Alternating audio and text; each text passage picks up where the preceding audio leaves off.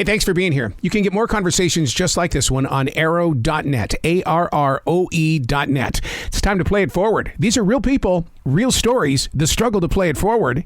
Episode number 544 is with author and journalist Nora Nues, creator of Mohammed Najem, war reporter. I'm doing well. How are you? Absolutely fantastic. I'm so proud of you for helping to put this book together. And the reason why is because this book is going to change the world in so many ways. Because what Mohammed went through is going to inspire children in Ukraine and even in Russia to be able to take those digital devices and create real, honest-to-God stories. And this book right here is a picture book that opens up that imagination.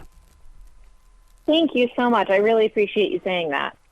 Well, I mean, we live in this age when I wish I would have had the digital stuff that they have today when I was a kid, because, I mean, people that are born into broadcasting, people don't just say, I'm going to go get a job. This gentleman here inspires me as an adult. The chances he took, the stories he put out there. Mm-hmm. He was really born to do this. I really do think so. Absolutely. What is he like? When you're right there in that moment of sharing the story, what is it like for you and what is it like for him? He is such an incredible force of nature. Mm-hmm. He is relentlessly hopeful, even in these dark, dark moments. And he really believes that by telling the truth about what is happening in Syria, something good can come of it. And some of that he's had to reckon with as he's gotten older, that has transitioned from a child's naivete, which is shown in the book, to a more robust adult understanding of the realities of how media works and how the world works. And even as a kid, he was pretty cagey almost about recognizing that by sharing children's stories, that the international community might have a little bit more sympathy and might be a little bit more interested in hearing those stories. And so he has really just been such a force. Is that the reason why it's a graphic novel? Because he is interested in sharing the children's stories? It is. And I think a big piece of the graphic novel as well is that so much of what he was sharing from the very beginning was in visuals. It was these photos and videos. And there's something about seeing what is really happening in Syria that really makes all the difference.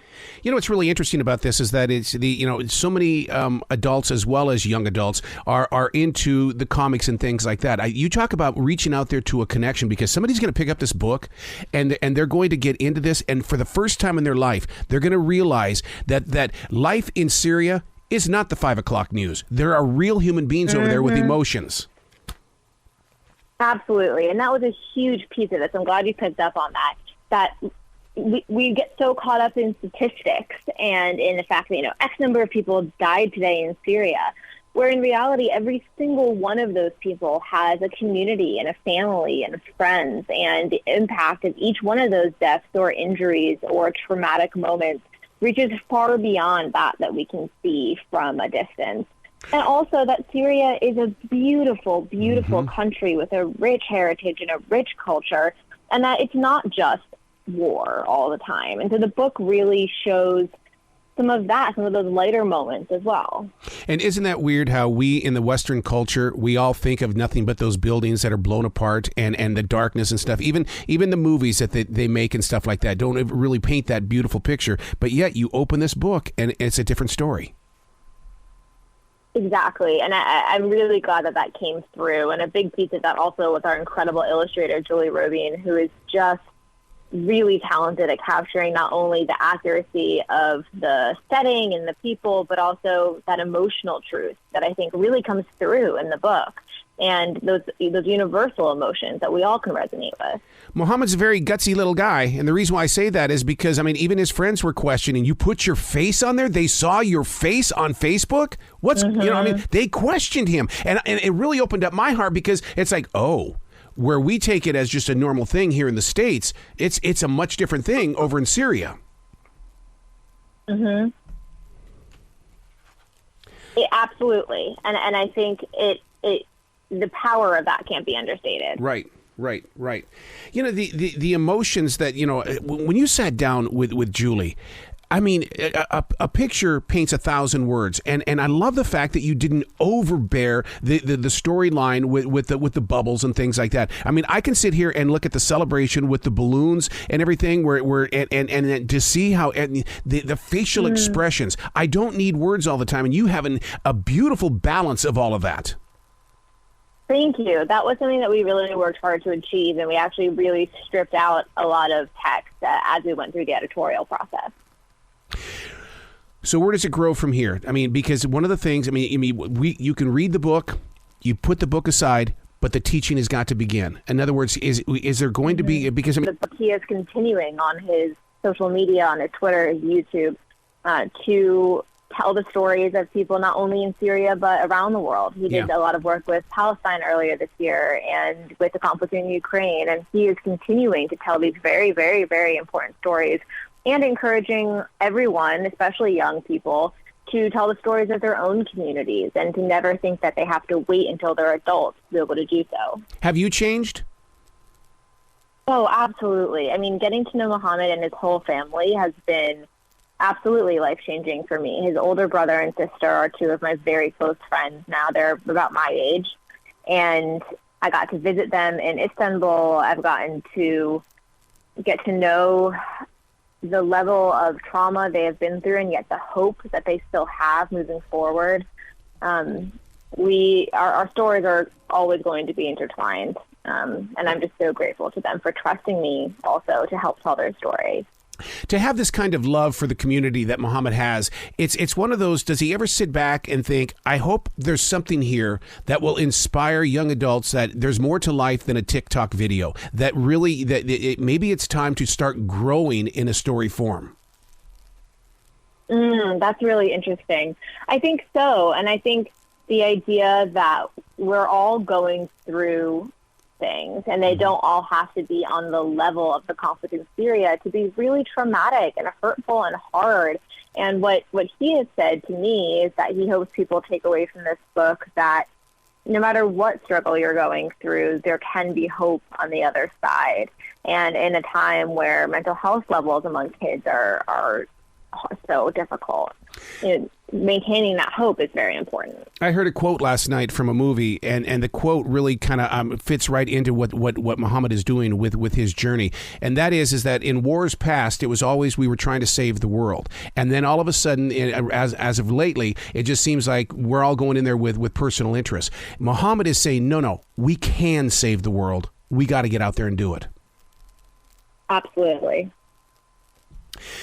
But that's a big step. I mean, we're talking about I got into radio when I was 14. I was way over my head. But this storyline here is telling me that he's the Dalai Lama will tell you he's probably lived this life before.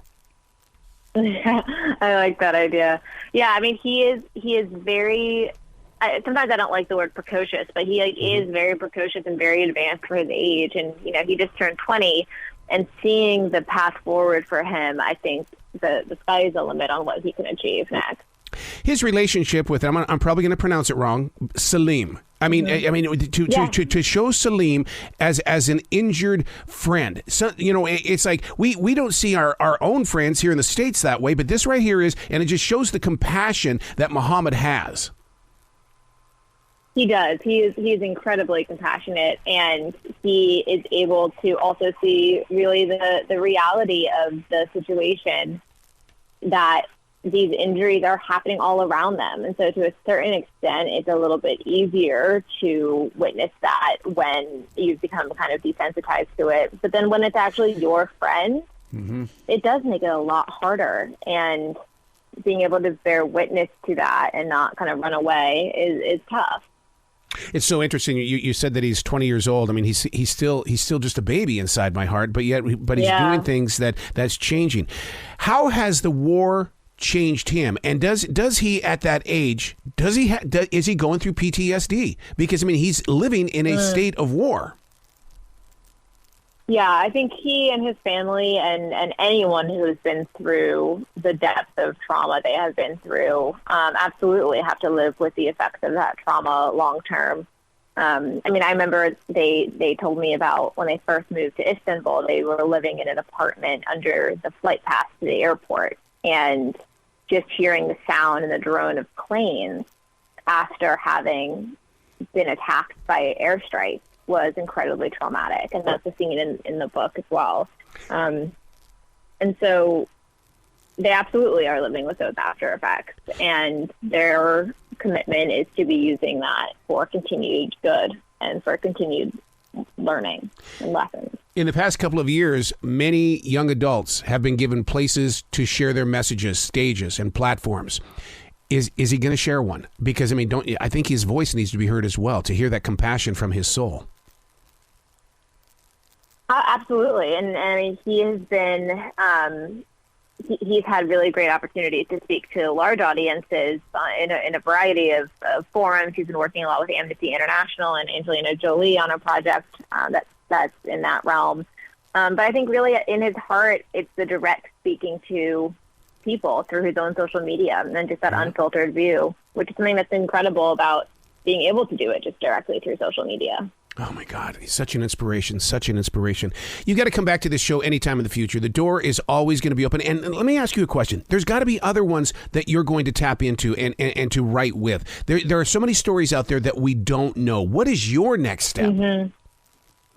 That's something that I'm really passionate about, and helping kind of provide that bridge between people whose stories so deserve to be told and heard, and then those who don't necessarily have the resources to put together their own book proposal, for example. Yeah. Yeah. And so that's an area that I'm really interested in. My next book is an adult book about the white nationalist riot in Charlottesville in 2017, and telling the story of the activists, many of whom are women of color, who really led the fight against white supremacy in Charlottesville.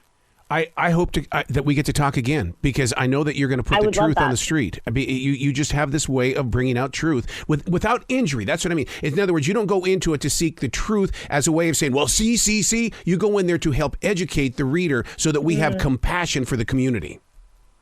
Thank you. I appreciate that. Well, I'm looking forward to that conversation, Nora. Thank you. I appreciate that, and I look forward to it as well. Absolutely. You be brilliant today, okay?